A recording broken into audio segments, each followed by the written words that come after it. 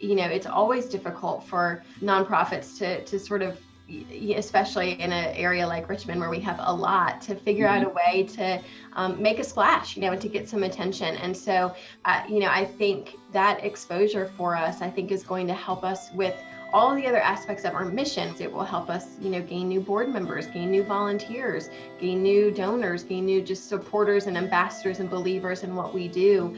And that sort of butterfly effect, that can then really, impact an entire community. Welcome to Fundraising Events. During each episode, we will chat with an influencer in the event industry who's been instrumental in helping nonprofits raise more funds. Our goal is to share helpful tips, tricks, and stories that will empower you to raise more with your future events. Now, a little bit about our sponsor. This episode is brought to you by GiveSignup, RunSignup, your fundraising event technology experts. Next time you have a fundraising event, try GiveSignup, RunSignup. Whether it's a run, walk, ride, golf tournament, gala, or fundraising campaign, raise more, save time easily with the GiveSignup, RunSignup purpose-built supporter engagement platform. Get started for free today at givesignup.org. I'm Brian Jenkins, and I'm joined today by Jeannine Panzera. Welcome to Fundraising Events, Jeannine. Thanks so much, Brian. Great to be here. Yeah. So Jeannine and I know each other pretty well. So full disclosure, I'm on the board of CASA, so I'm a little biased. So I'll probably ask leading questions and make sure that everything sounds as good as possible. But I do think there's a great story to tell here. And that's why I asked Jeannine to talk about this, because I've been part of previous fundraising events, and they seemed way harder than everything that kind of came together with Home for Good. And that's kind of the story that I hope to be able to talk about. Is we both feel like there's a creation of a signature event. And so that's what we want to talk about today. So Jeannine, maybe you could tell us a little bit about you and a little bit about CASA. Sure. So my name is Jeannine Panzera. I'm the executive director of the court-appointed special advocates chapter in Henrico County, Virginia, so just outside of the Richmond area. I have been in this role for just shy of 2 years, but have been involved with CASA for many years before as the program director. My background is in law, so I come to this from an interesting perspective. But what we do at CASA is we advocate for children who are before the juvenile and domestic relations court due to abuse and neglect. So it's a really nice blend for advocacy and law for children who really need our help and our assistance. And we utilize community volunteers who are those actual advocates for the children. Yeah, so let's talk a little bit about some of the previous fundraisers that have been put on. We've been around for about 26 years. So we're pretty well established in Henrico County and the greater Richmond area. And of course, some of that comes with slowly building momentum and building different events. And so we were pretty well known, and Brian, you know this, and we were part of this. We had an annual superhero run that we did with our sister chapter in Chesterfield County. So that CASA program, that was a joint event. It was a 5K run or walk, and it was a great day for families to come out and celebrate. Kids and the families would wear superhero costumes. And it was just to celebrate the idea of healthy families and just coming out to support that. That was a venture that lasted for about a decade, and we kind of hung that up about a year and a half ago. Yeah, and then there was I went to a silent auction one time. There was also some, the Let's Roll campaign, which kind of was different ball focused events. And so all of them, from my perspective now, hindsight is 2020, just didn't quite nail all of our points that we wanted to put together. Right. So let's move to Home for Good. Mm-hmm. So let's talk about, what the event is and just kind of lay the groundwork of what someone would expect when you find out about Home for Good. So we were really excited about this opportunity, and I will go ahead and give credit where credit is due to the CASA program in Dallas, where we were able to work with them a little bit to understand what they've done and the great success that they've had with their fundraiser that we were looking to leverage here in the greater Richmond area. But the Home for Good event is a children's playhouse event that the playhouses are built and donated generously by local builders. And then those playhouses are on display. For us, we used our beautiful local mall at Short Pump Town Center to have them on display. And individuals would have an opportunity to support our cause with just a $5 donation. But that $5 donation would give folks an opportunity to actually win one of these luxury, amazing, one-of-a-kind playhouses. And it just has been really, really fun. And it fits really well into our mission of wanting children to be in safe, loving, stable homes. And that playhouse is that perfect image of happy and healthy childhoods. Yeah, and we're going to include a link to some of the images for the playhouses, because I don't think words do not come, like they're just not good enough to explain how cool these playhouses were. Yeah, this is not a little tight type of playhouse. This is a big playhouse. I would call these potentially tiny homes. I think that that's a fair comparison for sure. So let's dig into Home for Good a little bit. And so when you talk to Dallas CASA, what kind of framework did they give you of like, hey, this is where to go? Because obviously it's different in Dallas than it's going to be in Richmond. Definitely. And so what learnings did you kind of take from them? So I probably had 2 to 3 conversations with their event chair for this event. Theirs is called the Parade of Playhouses. That's a play off of their Parade of Homes. And, they've been doing this for a long time. So I think there was a benefit of having some expertise there in longevity, an event that had become very successful for them over the last 15 or so years.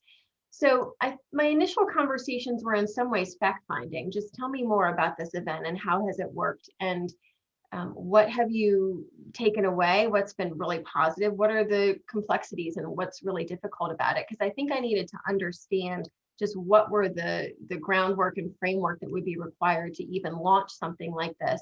And also wanting it to be very successful for a first inaugural year, because I think if you're attempting to do something new and exciting for an entire city or locality, it has to be executed well. So I was really initially wanting to understand what worked, what didn't work, what have they learned over the years. And I just tried to think about that for our locality here as to what do I think would work here in the greater Richmond area.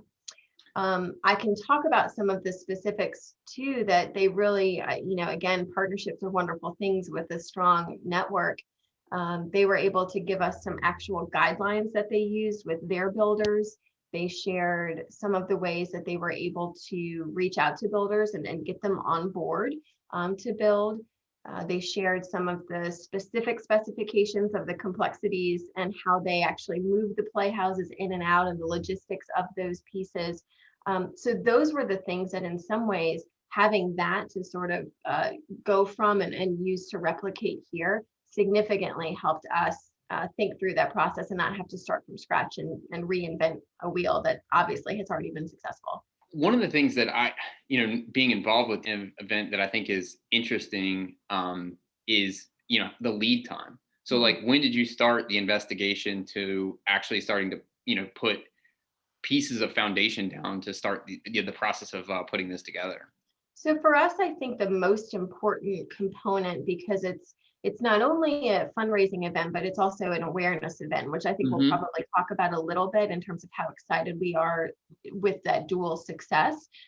But what was so important to us then for both of those efforts was going to be location, because we knew that we weren't going to get exposure, we weren't going to get awareness, and we certainly weren't going to then raise funds if we weren't someplace where these playhouses could be seen. So the Dallas program had effectively partnered with their local mall, an indoor mall, over the years. And that, of course, got us thinking, well, gosh, what about our amazing mall here that's in our county? And it's an outdoor mall where people go. And especially during COVID, the mall was still open, and that would allow folks to continue to go and be socially distanced, but see these playhouses. So from our perspective, in some ways, that most important first step was securing the right venue and securing the right partner in that.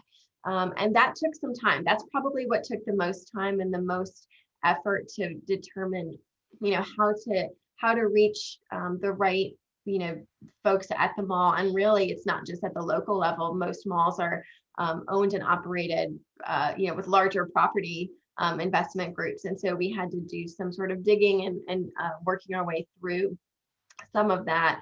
But once we made contact and once we really sat down and shared our mission and who we were, and just the idea, it was actually very helpful for us to come to the table with some of those logistics that we had customized to us here, but having that from the program in Dallas that we could use, I think gave us a lot of leverage to have conversations that we've thought about this and we know how this would work.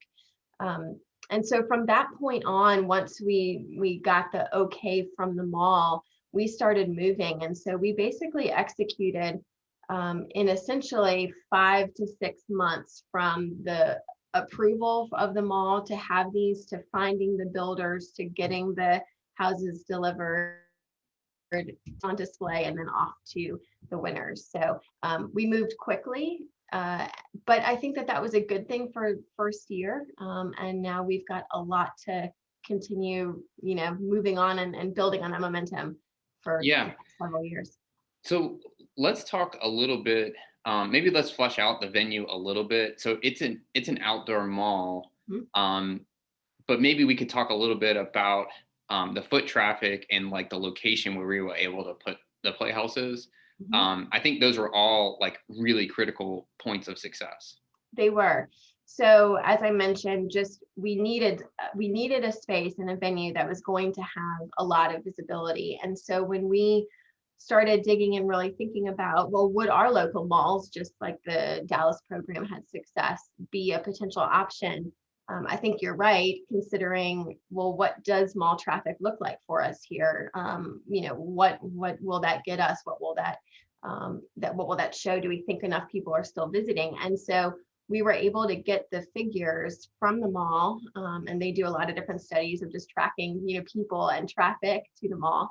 And it's pretty amazing, but up to 40,000 people per week were visiting the mall. And what we were seeing is that those numbers were actually growing sort of after we came out a little bit of that initial shutdown from COVID. But then once people really wanted to start to get out and be, safe and socially and physically distanced, an outdoor mall was actually a very attractive venue for folks to go, just to enjoy being outside, maybe do a little bit of shopping, but still feeling like they're going to a destination in a safe way. So let's talk about finding the builders. So how did you actually secure the builders? This was probably another big aspect, because if we didn't have the right builders on board, then it probably wasn't going to work well. And our goal was 3. And maybe that was a lofty goal, but we thought, instead of just starting with 1, if we could get 3 and sort of make it already look like this is amazing. We have 3 local builders who have believe in our mission and believe that we can support children in our community, and that this is a great way to do that. That was going to just have us have a good initial impression, I should say, to the community and to the folks that we ultimately marketed to. So this was really a joint effort with, kind of all of our contacts, just because we didn't have a ton of time, like I said, from when the mall officially agreed to when we needed to execute and have the houses built and delivered to the mall. So we were just calling every contact that we knew. So this was board members, this was friends of our organization, just making contact. And again, I think it was beneficial that we were prepared on our side to, when they said, tell us more, we could send them builder guidelines. We could send them, a nice packet of information, so that it looked very professional, and it also looked like we had really considered and thought about all the different logistics and complexity of the build, the materials, the weight, the size of the houses, how they would get moved and transferred on the front end as well as on the tail end. So I think just being prepared from that perspective really helped. I will say that, during COVID, it is certainly known that lumber prices have skyrocketed, that builders have been slammed because people are reinvesting in their homes. And so uh, we had a lot of interest, but just a lot of builders who said not this year, but next year, with a little bit more lead time. So we're really excited to expand that and grow on that. But we're so thankful to our 3 builders who, made it happen for us this year. And as you said, I'm so glad that you're going to share some pictures because the houses are pretty amazing. Yeah. So let's talk a little bit about marketing and PR, which has always been a challenge when we've done other events. And it's not to say that it wasn't this time, but it sure felt like there was more interest from the community, different channels that we had access to, where they were like, "Yeah, let's talk about this." Whereas in the past, it was like, "Well, if we get time or we have availability." So how did that kind of come together, and what did you notice that was different, and why did they kind of like, how did that, I guess let's walk through why did they come back to you and say, yes, I want to put you on the show, or yes, I want to make an article about you? It's a great question, and I've thought about that specifically just as we are doing some debriefing and reflecting now that we've finished our event recently. I think there's a couple of things here. I think first of all, the playhouses are amazing. The fact that local builders built and donated the time, and I've said that, but these houses are worth between $6,000 and $10,000 if someone were to actually try to purchase one. So that's significant. And I think it was eye-catching as a result. And I think it just made our media friends, curious and just thought that this was a really adorable way. I also think our messaging was a little bit different. I mentioned that we deal with some really difficult things on a day-to-day basis. We're dealing with children in our community who have experienced abuse and neglect, and sometimes it's just not the nicest thing to talk about or even for our community to hear. But to change it just a little bit and just to slightly pivot the conversation to, we're part of the solution, and we're also part of the belief and the prevention of abuse and neglect, and also that children do belong in safe, stable, and loving homes, and turning it just a little bit. So we say, yes, there is still abuse and neglect that occurs in our community, but just sort of shifting the way that we talked about CASA, that we talked about our event. I mean, the Home for Good tagline couldn't be more perfect. And so I think it's just that it all came together really, really nicely. But I think that just from a marketing perspective and just a public relations perspective, it was the local community coming together to support children, but to also have these images and actual tangible houses. And I think it was, because it was also open to the community and approachable to the community at $5 for a donation for a chance to win. I think it just was a really intriguing new event that our city has never seen before. Yeah, I my takeaway too is the uniqueness of it. Mm-hmm. So I think there is some value to recognizing that doing a new idea has risks, and that maybe nobody likes it, Right. Or maybe you're onto something. And the fact that we knew from Dallas that they had successfully done this made it less risky, even though it was risky because we were kind of laying down a 10-year fundraiser, Exactly. and saying we're going all in on a new one. Right. I agree. But I said I've got to give some credit where credit's due when it comes to just at least having some of those basic conversations of the logistics and being able to think about that, tweak it as we needed here internally, work with our mall on any specifications that they had. But at least I had something to go off of to give us an idea that it's possible and that it's doable. And not only that, but it's been wildly successful for the program in Dallas and has just made a huge, tremendous impact for the kids that they've served. And again, just getting that local community to rally around a really good cause, I think was it all came together really, really nicely. Yeah, so let's talk a little bit about the logistics. So there's a lot of moving parts here. And I think probably the most difficult part of the logistics is these are heavy playhouses. Yes. It's not that big a deal to get them into the mall. I mean, it's a pain, but not that big a deal in relation to now you have winners. How are you going to get the playhouses Right. to the winners? Right. That's the logistical challenge that I know was stressing you out. And Yes. luckily, we had some board members that had some resources. But let's maybe talk a little bit about that. Sure. So the way that we worked on the logistics and thought about it is that, our builders were working really, really hard leading up to the day that the playhouses were to be delivered to the mall. I should also mention that the other amazing aspect is that the mall agreed to display the houses for 17 days, and that was significant to us. And it also covered 3 full weekends. And so I think, again, that exposure, that length of time to really allow us to hit as many people as we can. And of course, we were certainly hoping that 40,000 people would be walking through the mall every week, but having that extended period of time, again, just awareness and exposure was a really great thing.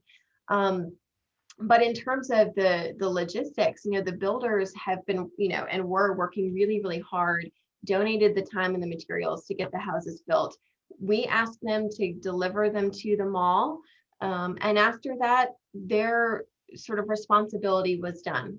We felt like that was enough, and that was enough of an amazing endeavor that they did to support us.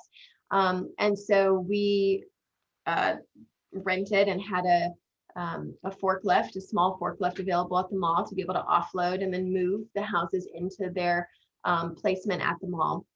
And then the builders were done. I mean, they got some great pictures of the houses, Yep. but that was essentially the end of their responsibility.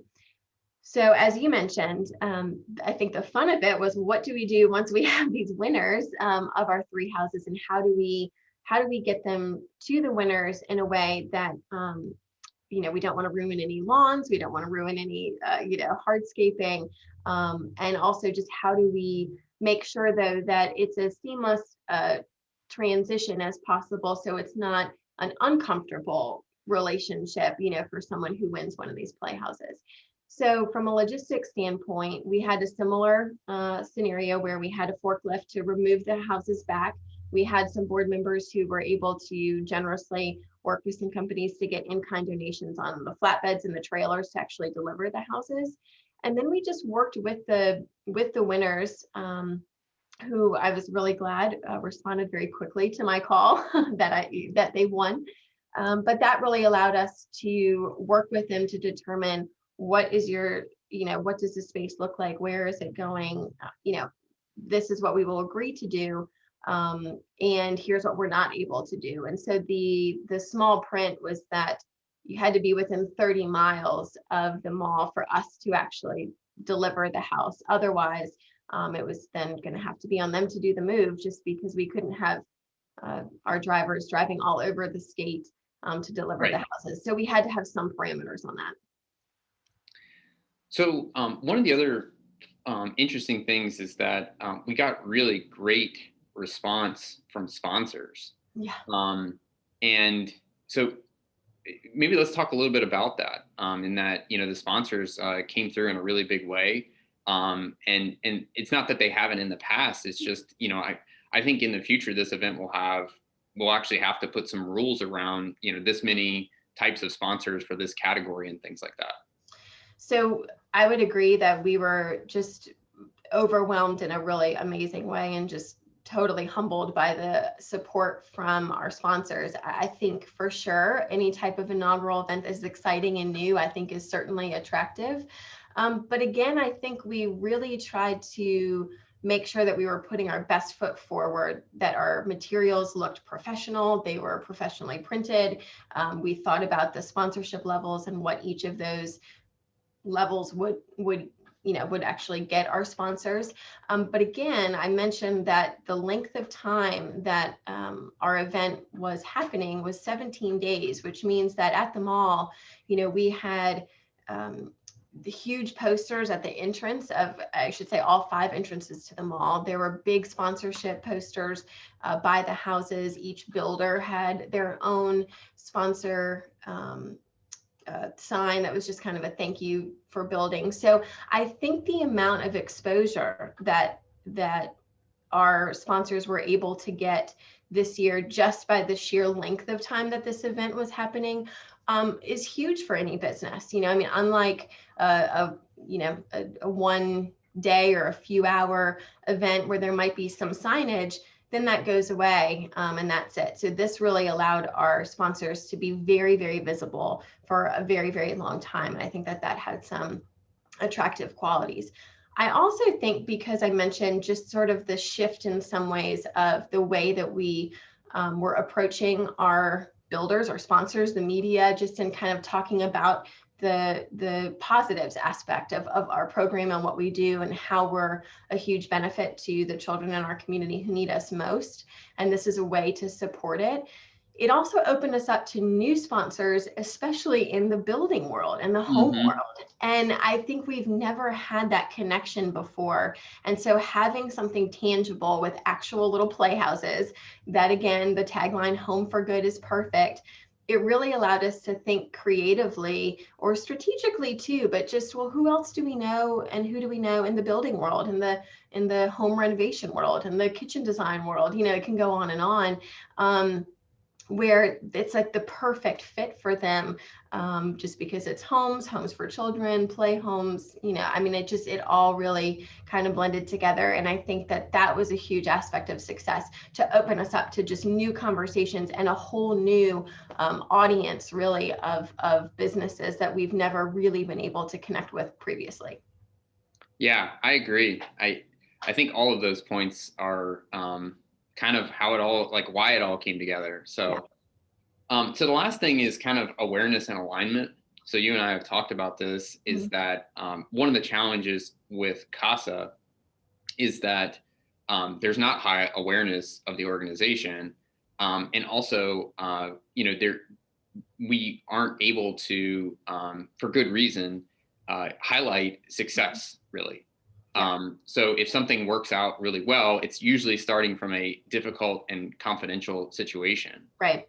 And so this fundraiser kind of allows us to do something great for us, which is increase awareness. And then I love the alignment of Home for Good, being April being Child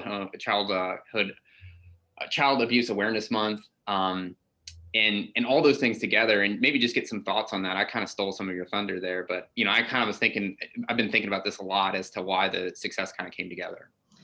I do think you just mentioned April, when we did this as Child Abuse Prevention Month. I think that that was a perfect time to for the malls, to kind of allow us to be there and host our event. We were able to have some additional marketing and awareness materials at the mall, just in terms of our mission and who we are, and our volunteers, and just what we do for the court system and for children who've experienced abuse and neglect. I think, just like you said, it's always difficult for nonprofits to sort of, especially in an area like Richmond where we have a lot, to figure out a way to make a splash, and to get some attention. And so I think just the mall, the length of time, I mean, I can probably, I don't want to be repeating myself, but I think that, that exposure for us, I think, is going to help us with all the other aspects of our mission, which in some ways is the most important, right? As a nonprofit, is ultimately, the funds are great, and it's really fun to raise a lot of money, but what is that money going toward? And so I think, allowing us to have that exposure will help us with awareness. It will help us, gain new board members, gain new volunteers, gain new donors, gain new just supporters and ambassadors and believers in what we do.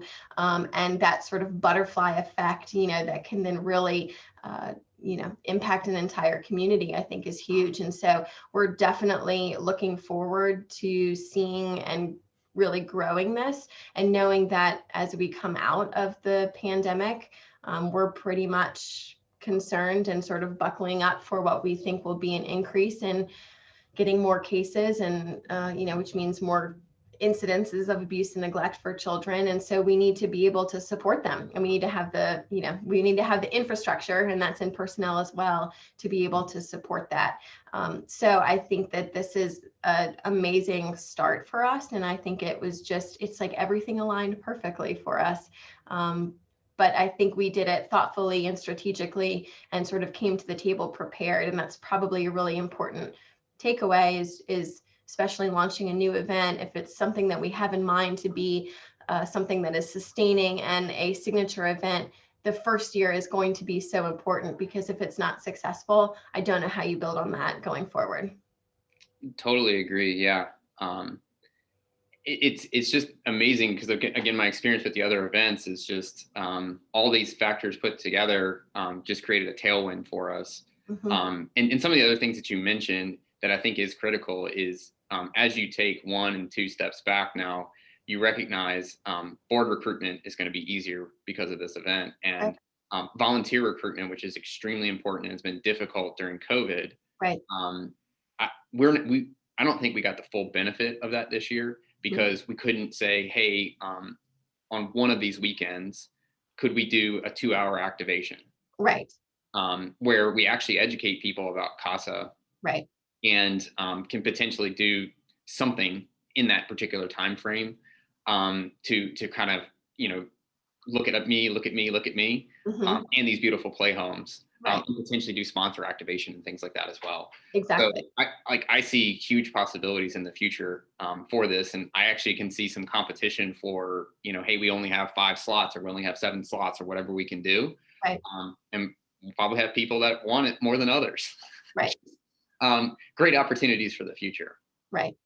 And I think too, Brian, we didn't, talk about this per se, but you know, in the nonprofit world, we all wear a lot of different hats, and events are amazing, but they can take a lot of time. And so you really want to have an event that has a strong return on investment, but also considering what those opportunity costs are.